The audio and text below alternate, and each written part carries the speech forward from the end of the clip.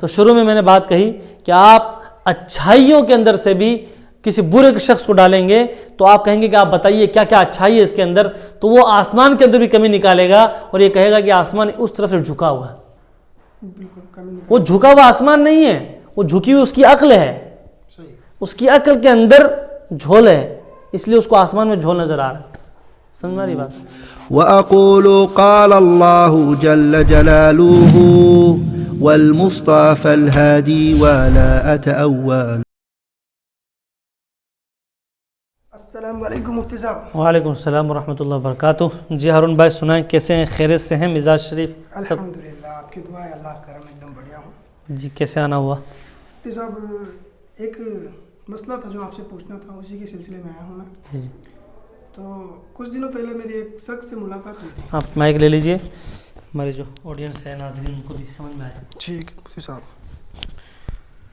تو سوال یہ تھا کہ کچھ دنوں پہلے میری ایک شخص سے ملاقات ہوئی، اس نے مجھے ایک سوال کیا اور اس سوال کو سن کے مجھے ایسا لگا کہ یہ قادیانی جو گروپ ہے اس میں شامل ہے، اس کی بات سے لگ رہا تھا، اور تو آپ ہی بتا پائیں گے کیونکہ اس نے ایسا سوال کیا۔ تو وہ سوال میں آپ سے پوچھنا چاہتا ہوں اور چاہتا ہوں کہ آپ اس کو تھوڑا سا مجھے بھی بتائیں اور جو عوام ہیں ان کو بھی کچھ تھوڑا سمجھ آئے۔ تو اجازت ہے پوچھوں؟ ٹھیک ہے مفتی صاحب۔ انہوں نے مجھے واٹس ایپ کیا تھا، میں آپ کے سامنے رکھتا ہوں۔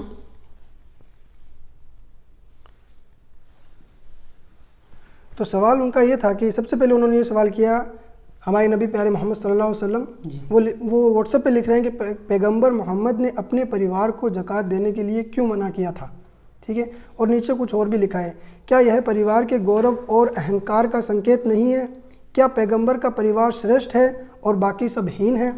اور محمد خود کہتے ہیں کہ آپ میں سے سب سے اچھا وہی ہے جس کے کرم اچھے ہیں، اس لیے یہ بات ان کے پریوار پر لاگو کیوں نہیں ہوتی ہے؟ اتنا انہوں نے ایسا سوال کیا ہے۔ جی بالکل، جو ان کا سوال ہے سوال نہیں ہے بھائی ہارون، یہ جو سوال ہے حقیقت میں سوال نہیں ہے، یہ اعتراض ہے، یہ الزام ہے۔ اور قادیانی جو انہوں نے ہارون بھائی نے تذکرہ کیا قادیانی ہوگا، تو میں ناظرین کو بتا دینا چاہتا ہوں کہ قادیانی کون ہوتے ہیں۔ پہلے اس سے ہم شروع کرتے ہیں کہ ہم پیارے آقا محمد عربی صلی اللہ علیہ وسلم کو نبی مانتے ہیں، اور مسلمان وہی ہوتا ہے جو اللہ عز و جل کو ایک اللہ کی وحدانیت کا اقرار کرے، اور ساتھ میں نبی پاک صلی اللہ علیہ وسلم کو نبی اور رسول مانے، ماں اس کے کہ وہ آخری نبی ہیں، خاتم الانبیاء۔ تو اگر اس چیز میں جھول ہے کہ پیارے آقا محمد عربی صلی اللہ علیہ وسلم آخری نبی نہیں ہے، ان کے بعد اگر نبی آنے کا ہے کسی کو شبہ، تو وہ مومن نہیں ہے، وہ مسلمان نہیں ہو سکتا ہے، ٹھیک ہے۔ پیارے آقا محمد عربی صلی اللہ علیہ وسلم کی نبوت کو اور ان کے آخری نبی ہونے کو یہ ماننا ہمارے اوپر ضروری ہے، اہل سنت والجماعت کا عقیدہ ہے، اور کوئی شخص اس کا انکار کرتا ہے تو وہ مسلمان نہیں ہے۔ بس ہم میں اور قادیانیوں میں فرق یہ ہے کہ اب قادیانی یہ کہتے ہیں کہ پیارے آقا محمد عربی صلی اللہ علیہ وسلم کے اوپر نبوت ختم نہیں ہوئی ہے، ان کے بعد بھی نبی آ سکتے ہیں اور آئے ہیں، اس لیے وہ مرزا غلام احمد قادیانی کو نبی مانتے ہیں۔ آخری نبی نہیں کہتے ہیں، وہ بھی نبی مانتے ہیں کہ وہ نبی محمد صلی اللہ علیہ وسلم کے بعد نبی ہیں۔ واقعتاً حقیقت یہ ہے کہ وہ مسلمان نہیں ہو سکتے جو آدمی نبی پاک صلی اللہ علیہ وسلم کو آخری نبی نہ مانے۔ نبی پاک صلی اللہ علیہ وسلم نے فرمایا کہ میرے بعد اگر کوئی نبی ہوتا تو وہ عمر ہوتا نہیں ہے، نہ ہوا ہے، تو یہ ہے۔ اور ان کے الزام یہ ہمیشہ ہارون بھائی، ان کے الزام تراشیاں اور ایسے اعتراض ان کے اوپر انہوں نے کیے ہیں نبی پاک صلی اللہ علیہ وسلم کی ذات پر کہ بے شمار سوالات آپ پڑھتے چلے جائیں گے اور حیران ہو جائیں گے آپ۔ ان کی خصلت کے اندر گند بھرا ہوا ہے، ان کو گندگی نظر آتی ہے، اچھائی کے اندر بھی گندگی۔ ان کو کسی گارڈن میں بھیجیں گے ہم کہ بھئی آپ باغیچے میں جائیے اور کوئی اچھا پھول یا خوشبودار پتا یا کوئی اچھی چیز نکال کے لائیے، لیکن کتنا ہی ہرا بھرا اور رنگ برنگا گارڈن ہو، باغیچہ ہو، اور خوشبو آ رہی ہو، دور اس کے گیٹ سے باہر خوشبو آ رہی ہو، لیکن یہ ایسی خصلت کے لوگ ہیں کہ اس گارڈن میں باغیچے میں جائیں گے اور اس کے کونے سے کسی بلی کا گو اٹھا کے لائیں گے، دیکھو اس میں گو ہے، ان کو گو ہی نظر آئے گا، پھول رنگ برنگے خوشبو وہ نظر نہیں آئے گی ان کو۔ تو ان کی خصلت ایسی ہو چکی ہے۔ اب ان کا اعتراض جو ہے یہ ایسا ہے کہ اچھائی کے اندر سے انہوں نے برائی نکالی ہے۔ ان کا سوال ہے، دوبارہ بتا دوں، کہ پیارے آقا محمد عربی صلی اللہ علیہ وسلم نے اپنے ذات پر، اپنے خاندان پر، اپنے آل و اولاد پر زکوٰۃ کو حرام کیوں قرار دیا؟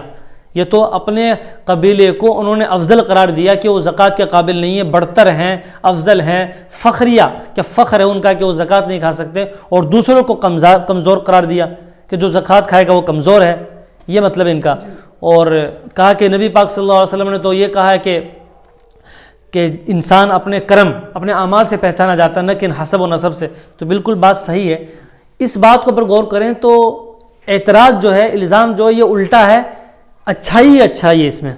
سب سے پہلے تو میں بتاؤں آپ کو کہ نبی پاک صلی اللہ علیہ وسلم نے جو زکوٰۃ اپنے پریوار پر، اپنے آل پر، اپنے اولاد پر حرام قرار دیا، اس میں حکمتیں، بڑی حکمتیں، غور کرنے بیٹھیں گے نا تو دنگ رہ جائیں گے ہماری عقلیں۔ آپ بتائیے کہ ہر مسلمان پر زکوٰۃ نکالنا واجب ہے کہ نہیں؟ واجب ہے۔ اب پیارے آقا محمد عربی صلی اللہ علیہ وسلم اپنے آل پر، اپنے اولاد پر، اپنے پریوار پر زکوٰۃ کو حلال قرار دیتے تو پوری دنیا کے مسلمان جن پر زکوٰۃ واجب ہے وہ ساروں کی کوشش یہ ہوتی کہ میری زکوٰۃ آل رسول کو لگے۔ فخریہ، افضل سمجھتے ہو کہ یار میں یہ چاہتا ہوں کہ میری زکوٰۃ آل رسول کو لگے، رسول صلی اللہ علیہ وسلم کے اولاد کو، پریوار کو لگے، اور کسی کو نہ میں چاہتا ہوں، تو سارا مال پوری دنیا کا زکوٰۃ کا وہ ایک جگہ آ کر جمع ہو جاتا۔ ٹھیک ہے، زکوٰۃ اگر حلال ہوتی آل رسول کے لیے، اور دوسرے جو محتاج ہے، غربا اور فقراء ہے، وہ بھوکے پیٹ سوتے، بھوک کے ذریعے مرتے، مسکین۔ تو جو زکوٰۃ کا مقصد تھا کہ اسلام کے پرچم تلے جو بھی آیا وہ بھوکا نہ سوئے، وہ فوت ہو جاتا، وہ ختم ہو جاتا مقصد۔ اس لیے پیارے آقا محمد عربی صلی اللہ علیہ وسلم نے جڑ سے اس بیماری کو ختم کر دیا کہ آل رسول کے لیے زکوٰۃ حرام ہے۔ حکمت دیکھیے آپ، قربان جائیں ہم اس آقا پر کہ جس نے امت کے تمام فقراء اور مسکینوں کی فکر کی اور اپنے آل عیال، اپنے اولاد کو مشکل میں ڈالا کہ نہیں تم کماؤ گے، حلال روزی کما کر اپنا پیٹ بھرنا، تمہارا کام یہ، تم اس پر ڈیپینڈ نہیں ہونا۔ ہاں، حلال قرار کیا دیا؟ ہدیہ، گفٹ۔ میں آپ کو یہ ہدیہ دے دوں بھائی، آپ کے لیے ہدیہ ہے، تو یہ ہدیہ یہ جائز ہے۔ لیکن آپ بتائیے کہ 100 آدمیوں میں سے 5 آدمیوں کی استعداد ہوتی ہے کہ وہ ہدیہ دے سکتے ہیں۔ زکوٰۃ دینے کے بعد ہدیہ دینے کی استعداد 5 لوگوں کی ہوگی، اور 5 میں سے بھی ایک شخص کو ذوق اور شوق ہوگا، سوجھ بوجھ ہوگی کہ ہم ہدیہ دیں آل رسول کو، کہ ان کے اوپر زکوٰۃ حرام ہے، ہدیہ دیں ان کو۔ تو آپ سوچئے کہ آسودگی ان کو کھاتا پیتا کر کے گئے اللہ کے نبی کہ تنگی میں ڈال کے گئے؟ حقیقت تو تنگی میں ڈال کے گئے نا، تو یہاں افضلیت کیسے ہوئی، فخر کیسا ہوا؟ پوری امت کے مسلمانوں کی فکر کی انہوں نے۔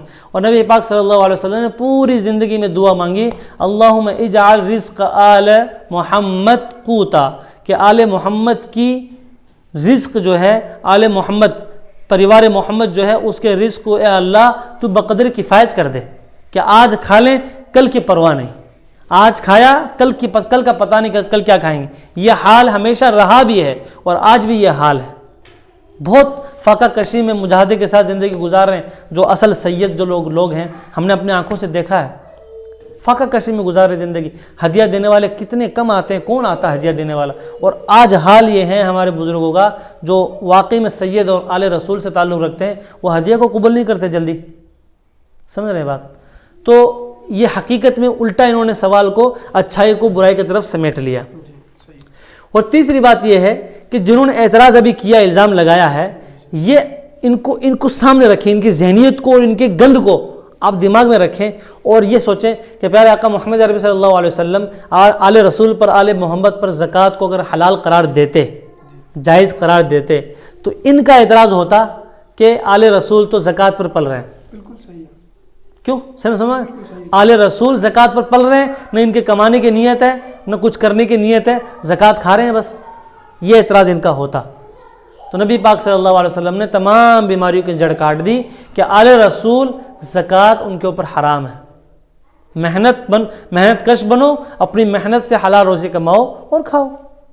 تو یہ اپنے خاندان کی، اپنے پریوار کی تنگی میں ڈالنا ہوا، نہ کہ ان کو مالی اعتبار سے اچھا کرنا ہوا، بلکہ ان کو مشکلوں میں ڈالا ہے۔ ان کو کہا کہ تم مجاہدہ کرو، مشقت پریشانی اٹھاؤ، مشکلوں میں ڈالا ہے، نہ کہ ان کے لیے آسانی ہاں آسانی ہو جاتی ہے اگر زکوٰۃ ان کے اوپر حلال کر دیتے۔ پوری امت جیسے زکوٰۃ لے رہی ہے، محتاج جو ہے زکوٰۃ لے رہے ہیں فقراء، تو وہ اس لائق ہوتے کہ زکوٰۃ ان پر واجب ہو، تو زکوٰۃ لے لیتے تو تمام پریشانی ختم ہو جاتی۔ لیکن نہیں، محتاج ہوں یا نہ ہو، زکوٰۃ خود نکال رہے ہوں یا زکوٰۃ کے مستحق بھی ہوں، لیکن زکوٰۃ آل رسول پر حرام ہے۔